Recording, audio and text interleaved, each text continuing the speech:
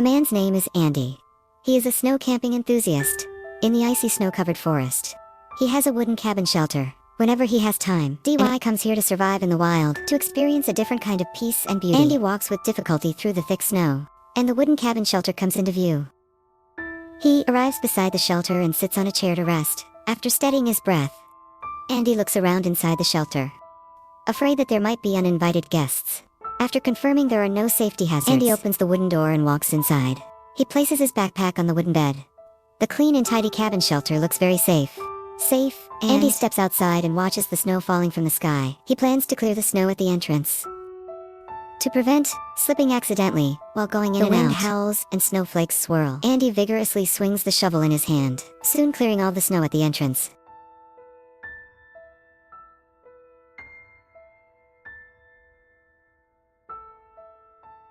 Because snow has fallen onto the glass, to let more light into the shelter, he uses a broom to sweep the snow off the glass. In the cold winter, the cabin has been unoccupied for a long time. The indoor temperature has dropped to freezing. Andy needs to light the fireplace as soon as possible. To improve the indoor temperature, he dumps out the ashes from the fireplace. After tidying up the fireplace, Andy moves the firewood to the entrance and chops the firewood into smaller pieces with an axe, making it easier to load into the fireplace and allowing it to burn more efficiently. After filling the fireplace with firewood, Andy uses a lighter to ignite the fire.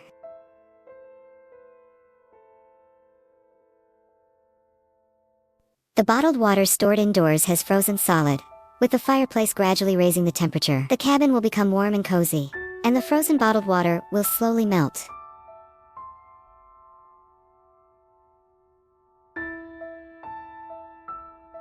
Andy uses a broom to sweep away the snow brought in on the floor, afraid that when it melts the floor will become muddy. In the silent snow, the shelter looks especially grand. Snowflakes decorate the shelter in spotless white. Andy returns indoors and sits by the fireplace to warm himself. Since the bottled water has not melted yet, Andy takes a kettle outside and fills it with clean snow, placing it on the fireplace to melt and boil. Heavy snow continues to fall outside. Inside the cabin has all the necessary living facilities. After busy work, and DY feels slightly hungry, he takes out the ingredients he brought and chops them into pieces on the cutting board. Then he heats oil in a pan and stir-fries the chopped ingredients.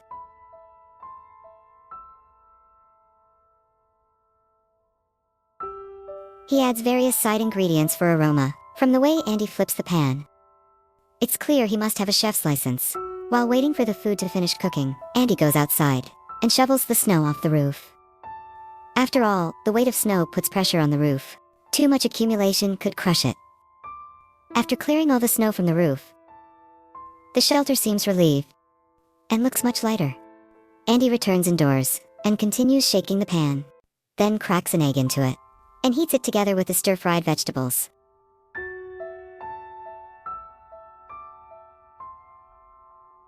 Finally, Andy adds his favorite cheese into the pan. A mouth-watering dish is ready. Andy puts a bag of green tea into the kettle and places a rack over the fireplace to heat several pieces of whole wheat bread. Before he knows it, it's pitch dark outside. The dim light inside feels especially cozy. The food on the fireplace is still heating.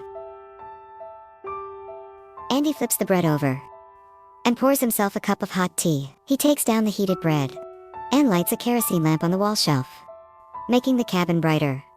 Andy sits by the warm fireplace and starts eating heartily. The golden and cheesy dish stretches with every bite, making Andy eat with great satisfaction, along with the crispy toast. Andy finally enjoys a filling meal. Of course, after the meal, he takes out a banana. He peels a small section of it and inserts chocolate into the banana, placing it on the fireplace to roast slowly. The snow shows no sign of stopping. The snowy scenery outside is stunning. With nothing to do, stands outside the cabin, admiring the beautiful banana on the fireplace is also done roasting. Andy holds the piping hot roasted banana and enjoys it as a post-meal dessert. After eating and drinking his fill, he takes out the sleeping bag and spreads it on the wooden bed. Andy takes off his thick rain boots. Night falls gradually. It's time to sleep, as Andy crawls into the warm bedding.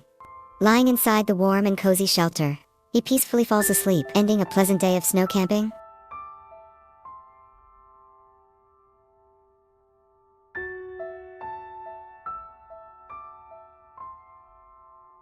Kara, who never follows the usual path, arrives just in time for the first snowfall of the winter, heading into the icy mountain wilderness to challenge the cold snow camping life.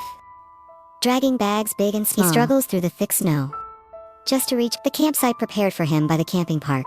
Snowflakes continue falling across the vast white field. Kara finally arrives at this safe, open spot.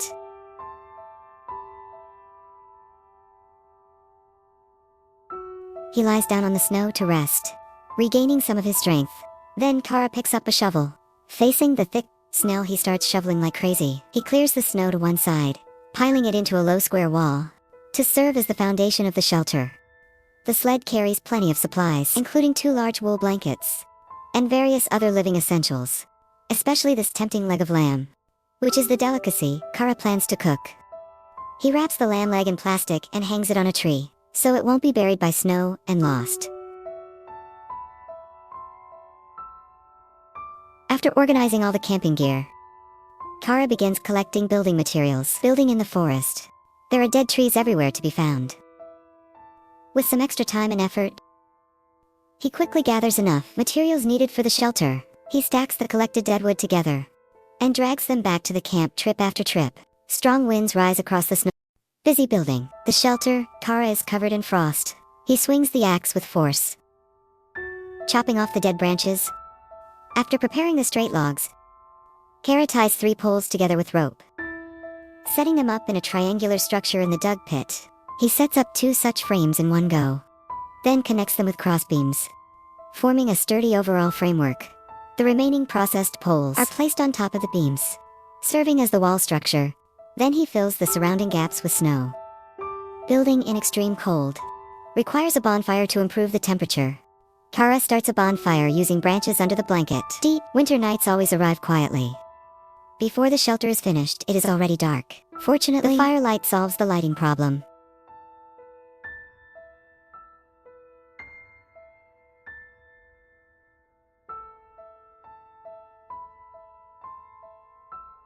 Kara works beside the warm bonfire. Without stopping, he hangs a light at the entrance of the shelter. His whole body nearly frozen stiff, he squats by the fire to warm up. After a brief adjustment, continues working on the shelter. He covers the frame with pine branches. The soft pine branches block wind and snow, and reduce heat loss inside the shelter. After covering the walls, Kara uses the remaining sticks to assemble a single bed inside. This will be his sleeping place. The sticks effectively block the cold from the ground. Along with the 2 wool blankets he brought, the wooden bed is as comfortable as a mattress.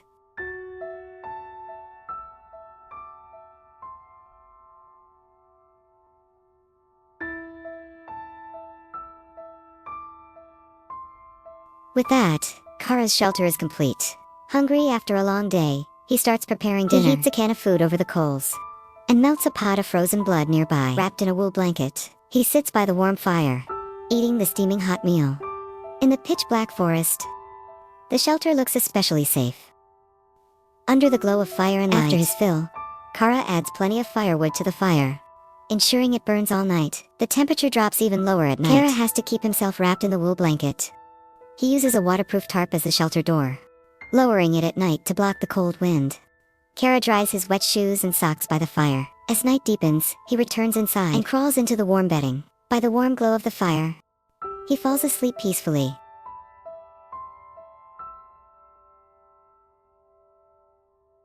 In the blink of an eye, it is the next morning. Kara wakes from his sleep and pulls open the shelter flap.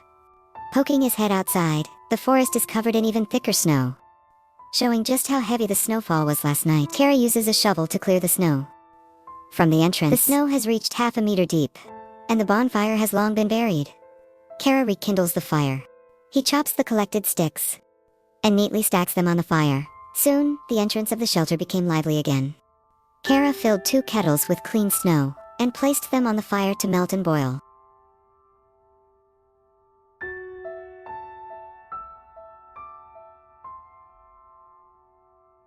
The leg of lamb hanging from the tree finally appeared on camera. Today, his main task was to roast this tempting leg of lamb. Before roasting, Kara had a simple breakfast. The steaming batter could warm his body up. Kara went into the nearby woods and collected some more dead logs, using an axe to trim off the branches, then carried them back to the camp.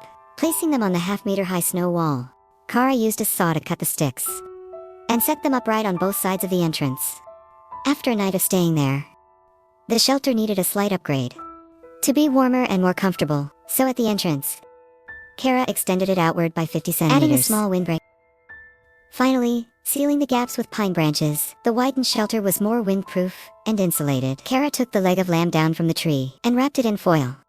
If one layer was not enough, he added another. In short, he was determined to enjoy this roast lamb. Kara used a metal sheet to fan the coals and make them burn hotter. Then placed the tightly wrapped leg of lamb on the coals, slowly roasting it over low heat for 49 minutes. When it was about 70% done, he tore off the foil and continued roasting it over the coals. The aroma of lamb filled the camp. The golden brown roast looked absolutely melted.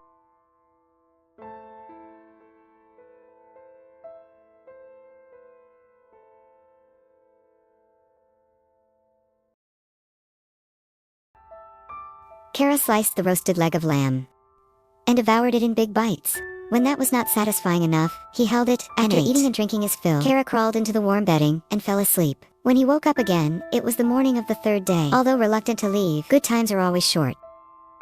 Kara lay in the warm bedding, looking outside at the beautiful scenery ending this challenging snow camping trip.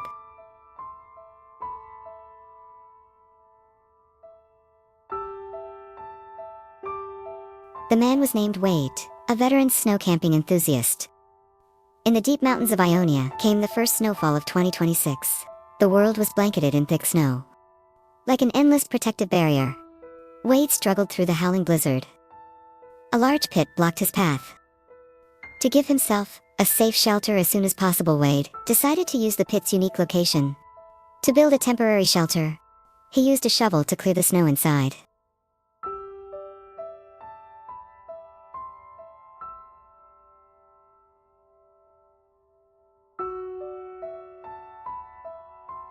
Digging it to half a person deep, just enough for one person to stay. In the icy wilderness, there were no trees in sight, only 2 small trees in the distance. Wade chopped them down and dragged them back to camp. In this resource-scarce environment, Wade was thrifty and saved wherever he could. He chopped the branches into small pieces and set them aside, sharpening one end of the thicker sticks. To secure the tarp he brought, the wind howled and snow fell constantly. The tarp was tossed around by the strong wind to prevent it from being blown away. Wade hammered a thick wooden stake into the ground and used a rope to secure the tarp firmly, then continued along the lower edge of the tarp, fixing it to the ground with stakes. With the help of ropes, securing the tarp became much easier.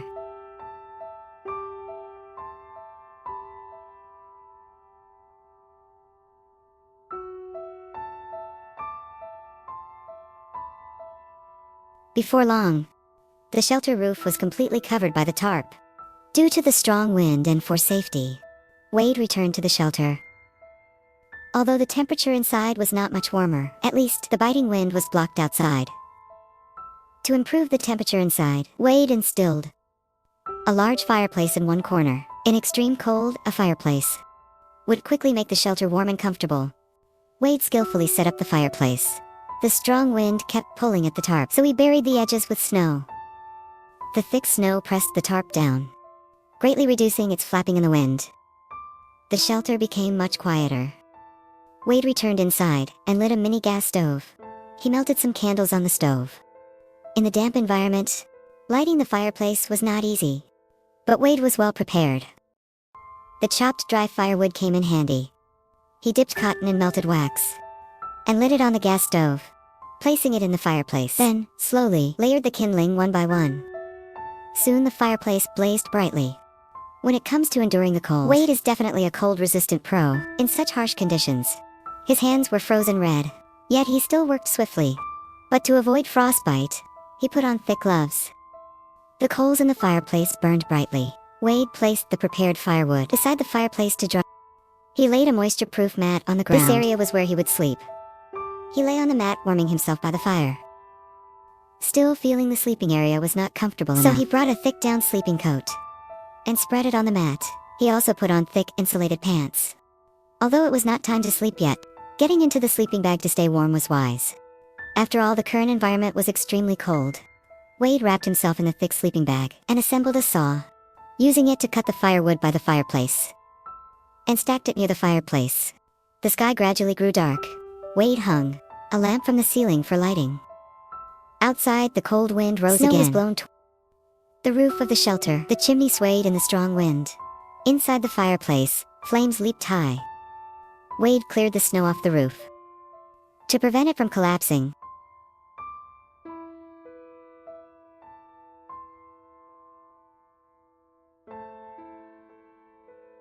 he returned inside and boiled a mug of water on the gas stove to cook the main food he brought. Wade kept clearing the snow off the roof. Fortunately, the wind and snow had weakened, posing no threat to the shelter, and the food in the mug was ready. He sat by the warm fireplace, taking big bites of the steaming meal. Warmth quickly spread through his body. He melted some clean snow on the gas stove to brew a cup of hot tea after the meal. The water in the hot water bottle had cooled, so he poured it into a kettle to reheat. Wade drank the hot tea while enjoying the pleasure of the cold.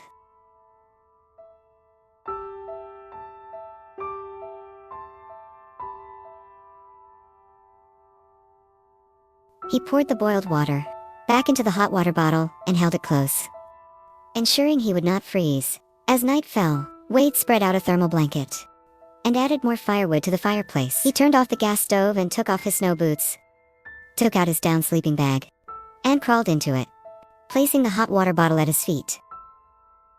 To prevent his toes from frostbite, Wade lay beside the warm fireplace and fell asleep in its warm glow.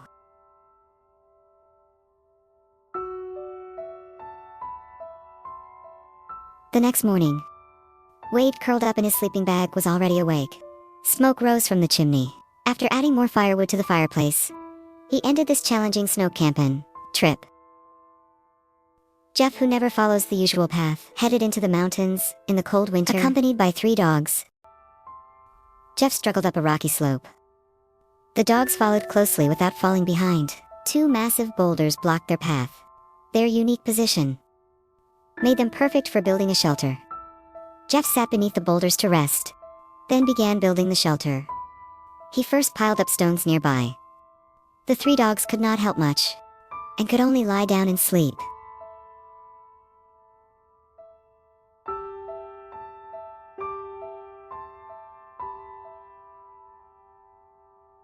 Jeff built along the boulders, forming a windbreak wall. He truly was skilled in wilderness building. Piece by piece, he fitted the irregular stones together, creating a solid structure.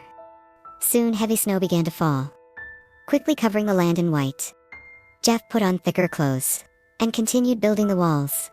He turned the corner between the 2 boulders into a fireplace for the shelter. On the snow-covered slope, a thick layer of snow had already accumulated. Jeff's shelter was more than half finished.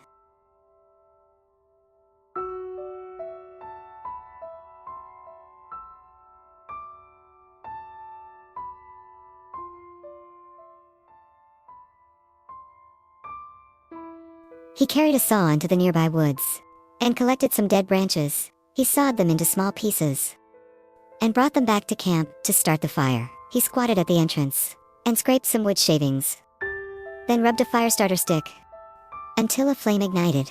Soon the fireplace blazed brightly, adding warmth to the snowy mountain slope. Jeff kept adding firewood to the fireplace, making the fire burn even stronger, ensuring the shelter stayed warm. Although the stone shelter retained heat, the roof still needed to be covered. Jeff took out a large thick tarp and spread it over the stone walls, covering the entire roof. He secured every corner with ropes to prevent the wind from turning it into a flying kite. As snow continued to fall, thick snow naturally accumulated on the tarp, so Jeff reinforced it repeatedly, not only with ropes, but also with stones, pressing the tarp down firmly. After finishing the roof, Jeff returned inside. He dug out the soil beneath a huge rock to build an earthen kong beneath one side of the wall.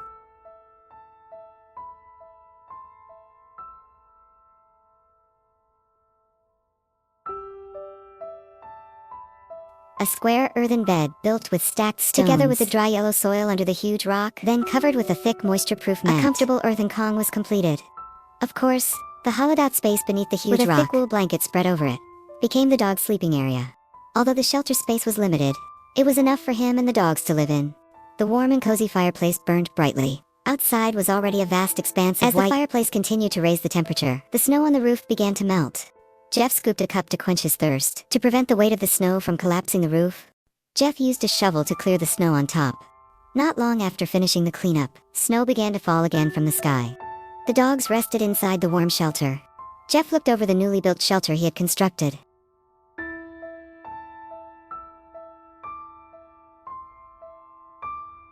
He prepared plenty of firewood for the fireplace, and moved it indoors as backup as the snow fell heavier.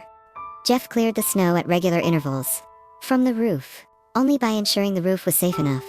Could he and the dogs stay warm and comfortably spend this snow camping trip? Time was like a wild donkey that never stopped running. Before he knew it, darkness fell. Jeff filled a frying pan to the brim with clean chicken blood and placed it in the fireplace to melt and boil.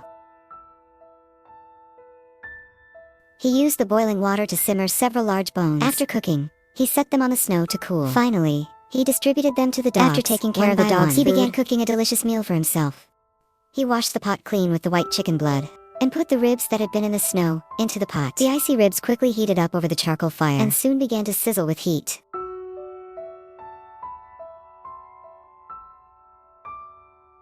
A large pot of tender stewed ribs looked extremely appetizing. Jeff concluded this pleasant snow camping with a satisfying feast.